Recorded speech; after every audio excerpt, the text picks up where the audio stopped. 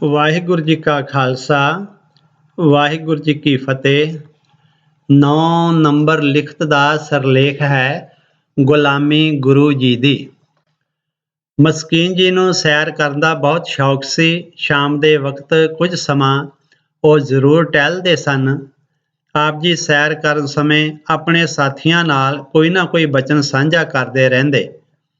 ਇੱਕ ਬਚਨ ਕਈ ਵਾਰ ਉਹਨਾਂ ਨੇ ਦੁਹਰਾਇਆ, ਸੰਤ ਕੋਲ ਕੌਡੀ ਹੈ ਤਾਂ ਕੌਡੀ ਦਾ ਨਹੀਂ, ਗ੍ਰਸਤੀ ਕੋਲ ਕੌਡੀ ਨਹੀਂ ਤਾਂ ਕੌਡੀ ਦਾ ਨਹੀਂ। ਸੰਤ ਜੇਕਰ ਦਰਗਾਹ ਅੰਦਰ ਪ੍ਰਵਾਨ ਹੋਣਾ ਚਾਹੇ ਤਾਂ ਉਸ ਨੂੰ ਮਾਇਆ ਦੇ ਮੋਹ ਤੋਂ ਉੱਚਾ ਉੱਠਣਾ ਚਾਹੀਦਾ ਹੈ, ਪਰ ਜੇਕਰ ਸੰਤ ਹੀ ਮਨ ਨੂੰ ਮਾਇਆ ਨਾਲ ਜੋੜ ਬੈਠੇ ਤਾਂ ਰੱਬ ਦੀ ਦਰਗਾਹ ਅੰਦਰ ਉਸ ਦਾ ਕੌਡੀ ਮੁੱਲ ਨਹੀਂ ਪੈਂਦਾ। ਇੰਜ ਹੀ ਗ੍ਰਸਤੀਆਂ ਪਾਸ ਮਾਇਆ ਨਾ ਹੋਵੇ ਤਾਂ ਆਤੁਰ ਹੋ ਜਾਂਦਾ ਹੈ, ਭਾਵ ਗ੍ਰਸਤੀ ਦੁਖੀ ਹੋ ਜਾਂਦਾ ਹੈ। ਘਰ ਗ੍ਰਸਤੀਆਂ ਦੀਆਂ ਲੋੜਾਂ ਹਨ, ਉਹਨਾਂ ਦੀਆਂ ਜ਼ਰੂਰਤਾਂ ਹਨ। ਮਾਇਆ ਗੁਜ਼ਰਾਨ ਬਣਨੀ ਹੀ ਚਾਹੀਦੀ ਹੈ, ਪਰ ਸੰਤ ਵਾਸਤੇ ਤਾਂ ਸੁਰਤ ਦੀ ਰੁਕਾਵਟ ਹੈ। ਗ੍ਰਸਤੀ ਜ਼ਿੰਮੇਵਾਰੀਆਂ ਹੁੰਦਿਆਂ ਹੋਇਆਂ ਵੀ ਮਸਕੀਨ ਜੀ ਨੇ ਮਾਇਆ ਨੂੰ ਕਦੇ ਰੁਕਾਵਟ ਨਹੀਂ ਬਣ ਦਿੱਤਾ। ਗੁਰਮਤਿ ਦੇ ਪ੍ਰਚਾਰ ਸਮੇਂ ਇਸ ਦੀ ਮੋਹਨ ਕਲਾ ਤੋਂ ਸੁਚੇਤ ਰਹੇ। ਗੁਰਬਾਣੀ ਦੀ ਕਥਾ ਦਾ ਉਹਨਾਂ ਨੇ ਮੁੱਲ ਨਹੀਂ ਵਟਿਆ, ਸਗੋਂ ਸੰਗਤਾਂ ਵੱਲੋਂ ਜੋ ਆਇਆ ਉਸ ਨੂੰ ਪਰਮਾਰਥ ਅਰਥ ਅਤੇ ਭਲਾਈ ਅਰਥ ਲਗਵਾ ਕੇ ਸੰਗਤਾਂ ਦੀ ਮਾਇਆ ਨੂੰ ਸਫਲ ਕੀਤਾ। ਅਲਵਰ ਵਿਖੇ ਗੁਰੂ ਨਾਨਕ ਪਬਲਿਕ ਸਕੂਲ ਅਤੇ ਸ੍ਰੀ ਗੁਰੂ ਹਰਕ੍ਰਿਸ਼ਨ ਪਬਲਿਕ ਸਕੂਲ ਆਰੰਭ ਕੀਤੇ ਤਾਂ ਕਿ ਗਰੀਬ ਬੱਚੇ ਵਿਦਿਆ ਦੇ ਦਾਨ ਤੋਂ ਵਿਰਵੇ ਨਾ ਰਹਿ ਜਾਣ। ਤਾਲੀਮ ਹਰ ਬੱਚੇ ਦਾ ਹੱਕ ਹੈ। ਰਾਜਸਥਾਨ ਦੀ ਧਰਤੀ ਉੱਪਰ ਵਿਦਿਆ ਦਾਨ ਦਾ ਪ੍ਰਵਾਹ ਚਲਾਇਆ। ਗੁਰਮਤਿ ਸਮਾਗਮ ਸਮੇਂ ਹਰ ਸਾਲ ਲੱਖਾਂ ਦੀ ਮਾਇਆ ਰਾਗੀ ਪ੍ਰਚਾਰਕਾਂ ਅਤੇ ਗੁਰੂ ਕੇ ਲੰਗਰਾਂ ਰਾਹੀਂ ਸਫਲ ਸਕਾਰਥੀ ਕੀਤੀ। ਆਪ ਜੀ ਕਿਹਾ ਕਰਦੇ ਸਨ ਕਿ ਹਰ ਵਸਤੂ ਦਾ ਕੁਝ ਮੁੱਲ ਹੈ, ਹਰ ਮਨੁੱਖ ਦੇ ਈਮਾਨ ਦਾ ਵੀ ਮੁੱਲ ਹੈ। ਜਦੋਂ ਖਰੀਦਦਾਰ ਆ ਜਾਂਦੇ ਹਨ ਤਾਂ ਉਹ ਆਪਣਾ ਈਮਾਨ ਵੇਚ ਦਿੰਦੇ ਹਨ। ਸ਼ਰਤ ਹੈ ਕਿ ਮੁੱਲ ਮਿਲਣਾ ਚਾਹੀਦਾ ਹੈ। ਕਲਾ ਵਿਕਦੀ ਹੈ, ਗੁਣ ਵਿਕਦੇ ਹਨ, ਈਮਾਨ, ਇੱਜ਼ਤ, ਆਬਰੂ ਇਸ ਬਾਜ਼ਾਰ ਅੰਦਰ ਵਿਕਦੀ ਹੈ। ਲਿਖਾਰੀ ਵਿਕਦੇ ਹਨ, ਲੀਡਰ ਵਿਕਦੇ ਹਨ, ਬਸ਼ਰਤੇ ਮੁੱਲ ਮਿਲਣਾ ਚਾਹੀਦਾ ਹੈ। ਦੇਸ਼ ਤੇ ਕੌਮ ਦੀ ਅਜੋਕੇ ਸਮੇਂ ਅੰਦਰ ਅਧੋਗਤੀ ਦਾ ਕਾਰਨ ਹੀ ਵਿਕਾਊ ਮਾਲ ਦਾ ਮੁਖੀ ਹੋਣਾ ਹੈ। ਕੌਮ ਤੇ ਦੇਸ਼ ਦੀ ਬਦਕਿਸਮਤੀ ਹੈ ਕਿ ਇਸ ਦੀ ਵਾਗਡੋਰ ਐਸੇ ਲੋਕਾਂ ਦੇ ਹੱਥ ਹੈ ਅਤੇ ਜੇਕਰ ਕੋਈ ਨਹੀਂ ਵਿਕਿਆ ਤਾਂ ਉਹ ਧਰਮਾਤਮਾ ਹੋਵੇਗਾ, ਸਚਿਆਰਾ ਪੁਰਸ਼ ਹੋਵੇਗਾ। ਮੁੱਲ ਮਿਲ ਰਿਹਾ ਹੈ ਪਰ ਇਨਕਾਰ ਕਰ ਦਿੱਤਾ ਭਈ ਮੈਂ ਨਹੀਂ ਵਿਕਣਾ, ਮੈਂ ਤਾਂ ਪ੍ਰਭੂ ਦੇ ਦਰ ਤੇ ਵਿਕਿਆ ਹੋਇਆ ਹਾਂ, ਗੁਰੂ ਦੇ ਦਰ ਤੇ ਵਿਕਿਆ ਹੋਇਆ ਹਾਂ। ਮੈਂ ਬੰਦਾ ਬਹਿ ਖਰੀਦ ਸੱਚ ਸਾਹਿਬ ਮੇਰਾ, ਜੀਓ ਪਿੰਡ ਸਭ ਤਿਸ ਦਾ, ਸਭ ਕਿਛ ਹੈ ਤੇਰਾ। ਆਸਾ ਮਹਿਲਾ ਪੰਜਵਾਂ। ਮੁੱਲ ਖਰੀਦੀ ਲਾਲਾ ਗੋਲਾ, ਮੇਰਾ ਨਾਉ ਸੁਭਾਗਾ, ਗੁਰ ਕੀ ਬਚਨੀ ਹਾਟ ਬਿਕਾਨਾ, ਜਿਤ ਲਾਇਆ ਤਿਤ ਲਾਗਾ। ਮਾਰੂ ਮਹਿਲਾ ਪਹਿਲਾ। ਸਾਮ ਦਾਮ ਦੰਡ ਤੇ ਭੇਦ ਦੀ ਚਾਣਕੀਆ ਨੀਤੀ ਚ ਵੀ ਜੋ ਨਹੀਂ ਥਿੜਕਿਆ, ਨਹੀਂ ਡੋਲਿਆ, ਉਸ ਉੱਪਰ ਗੁਰੂ ਜ਼ਰੂਰ ਹੀ ਪ੍ਰਸੰਨ ਹੋਵੇਗਾ। ਸਤਿਗੁਰ ਜੀ ਦੀ ਪ੍ਰਸੰਨਤਾ ਦੀ ਪਹਿਚਾਣ ਹੀ ਇੱਥੋਂ ਹੁੰਦੀ ਹੈ। ਉੱਥੇ ਸ਼ਬਦ ਪ੍ਰਤਾਪ ਹੋਵੇਗਾ।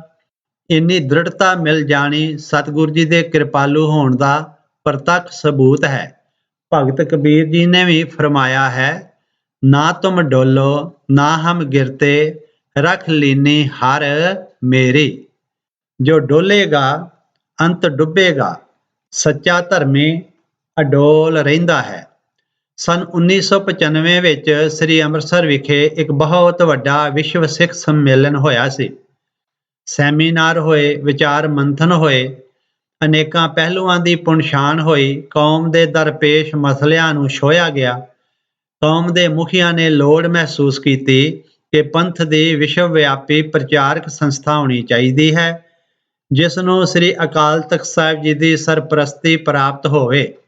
ਤਾਂ ਇੱਕ ਪ੍ਰਚਾਰਕ ਸੰਸਥਾ ਉਸ ਸਮੇਂ ਹੋਂਦ ਵਿੱਚ ਆਈ, ਜਿਸ ਦਾ ਨਾਮ ਰੱਖਿਆ ਗਿਆ ਵਿਸ਼ਵ ਸਿੱਖ ਪ੍ਰਚਾਰਕ ਸੰਸਥਾ। ਫਿਰ ਇਸ ਦੇ ਅਹੁਦੇਦਾਰਾਂ ਦੀ ਚੋਣ ਹੋਈ। ਬਾਕੀ ਅਹੁਦੇਦਾਰ ਚੁਣ ਲਏ ਗਏ, ਪਰ ਸਵਾਲ ਬਣਿਆ ਕਿ ਇਸ ਮਹਾਨ ਸੰਸਥਾ ਦਾ ਪ੍ਰਧਾਨ ਪ੍ਰਮੁੱਖ ਕਿਸ ਨੂੰ ਥਾਪਿਆ ਜਾਵੇ। ਮਸਕੀਨ ਜੀ ਇਸ ਸਮੇਂ ਅਮਰੀਕਾ ਵਿੱਚ ਸਨ ਤਾਂ ਸਾਰੀ ਵਿਚਾਰ ਤੋਂ ਬਾਅਦ ਆਪ ਜੀ ਨੂੰ ਕੌਮ ਦੀ ਇਸ ਮਹਾਨ ਸੰਸਥਾ ਦਾ ਪਹਿਲਾ ਪ੍ਰਧਾਨ ਬਣਾਇਆ ਗਿਆ। ਭਾਵੇਂ ਮਸਕੀਨ ਜੀ ਪਹਿਲਾਂ ਹੀ ਧਰਮ ਪ੍ਰਚਾਰ ਨੂੰ ਸਮਰਪਿਤ ਸਨ, ਪਰ ਹੁਣ ਕੌਮ ਨੇ ਇੱਕ ਸੰਸਥਾ ਦੀ ਜ਼ਿੰਮੇਵਾਰੀ ਉਹਨਾਂ ਨੂੰ ਸੌਂਪ ਦਿੱਤੀ, ਜਿਸ ਨੂੰ ਆਪ ਜੀ ਨੇ ਆਖਰੀ ਸਵਾਸਾਂ ਤੱਕ ਨਿਭਾਇਆ। ਦੇਸ਼ ਦੇ ਵੱਡੇ ਵੱਡੇ ਸ਼ਹਿਰਾਂ ਅੰਦਰ ਇਸ ਸੰਸਥਾ ਨੇ ਸਿੱਖੀ ਪ੍ਰਚਾਰ ਦੀ ਲਹਿਰ ਨੂੰ ਪ੍ਰਫੁੱਲਤ ਕੀਤਾ। ਇਸ ਸੰਸਥਾ ਦੀਆਂ ਲੋੜਾਂ ਵਾਸਤੇ ਮਸਕੀਨ ਜੀ ਨੇ ਸੰਗਤਾਂ ਨੂੰ ਅਪੀਲਾਂ ਕੀਤੀਆਂ ਸਨ, ਕੌਮੀ ਪ੍ਰਚਾਰ ਦੀ ਸੇਵਾ ਵਾਸਤੇ। ਜਦ ਸੰਸਥਾ ਦੇ ਲੋੜ ਗੋਚਰੀ ਮਾਇਆ ਆ ਗਈ ਤਾਂ ਫਿਰ ਅਪੀਲ ਨਾ ਕੀਤੀ। ਯਾਦ ਰਹੇ ਕਿ ਇਸ ਸੰਸਥਾ ਦੇ ਪਹਿਲੇ ਖਜ਼ਾਨਚੀ ਪੰਥ ਪ੍ਰਸਿੱਧ ਨਾਮਵਾਰ ਰਾਗੀ ਗੁਰਪ੍ਰਵਾਸੀ ਭਾਈ ਅਮਰੀਕ ਸਿੰਘ ਜ਼ਖਮੀ ਜੀ ਹਨ ਅਤੇ ਹੁਣ ਉਹਨਾਂ ਦੇ ਸੁਪੁੱਤਰ ਭਾਈ ਹਰਜੋਤ ਸਿੰਘ ਜੀ ਜ਼ਖਮੀ ਖਜ਼ਾਨਚੀ ਹਨ।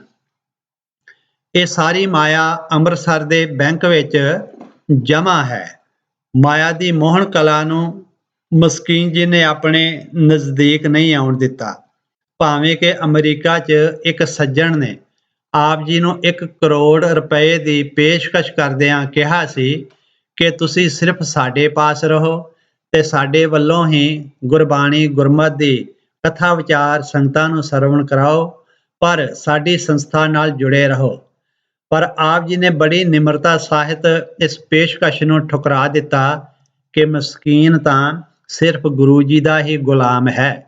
ਇਸ ਪੰਛੀ ਨੇ ਆਪਣੇ ਆਪ ਨੂੰ ਸਤਿਗੁਰ ਜੀ ਦੇ ਪਿੰਜਰੇ ਅੰਦਰ ਪਵਾ ਲਿਆ ਹੈ। ਇਸ ਨੂੰ ਹੁਣ ਹੋਰ ਕੋਈ ਪਿੰਜਰਾ ਮੁਆਫਕ ਨਹੀਂ ਹੈ। ਇਸ ਸਬੰਧ 'ਚ ਭਗਤ ਕਬੀਰ ਜੀ ਦੇ ਬਹੁਤ ਹੀ ਪਿਆਰੇ ਬੋਲ ਸ਼ਬਦ 2 ਪੰਕਤੀਆਂ ਯਾਦ ਆ ਰਹੀਆਂ ਹਨ। ਤੂੰ ਪਿੰਜਰ ਹਉ ਸੂਅਟਾ ਤੋਰ, ਜਮ ਮੰਜਾਰ ਕਹਾਂ ਕਰੈ ਮੋਰ। ਐ ਪ੍ਰਮਾਤਮਾ, ਤੂੰ ਪਿੰਜਰੇ ਵਾਂਗ ਹੈ ਤੇ ਮੈਂ ਤੋਤੇ ਵਾਂਗ ਹਾਂ।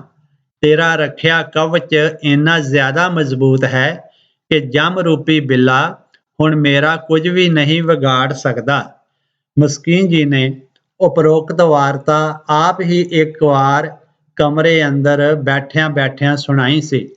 ਐਸੇ ਅਨੇਕਾਂ ਬੰਧਨਾਂ ਨੂੰ ਗੁਰਸ਼ਬਦ ਦੀ ਬਰਕਤ ਨਾਲ ਆਪ ਜੀ ਨੇ ਕੱਟ ਕੇ ਪਰਾਂ ਵਗਾਹ ਮਾਰਿਆ ਸੀ।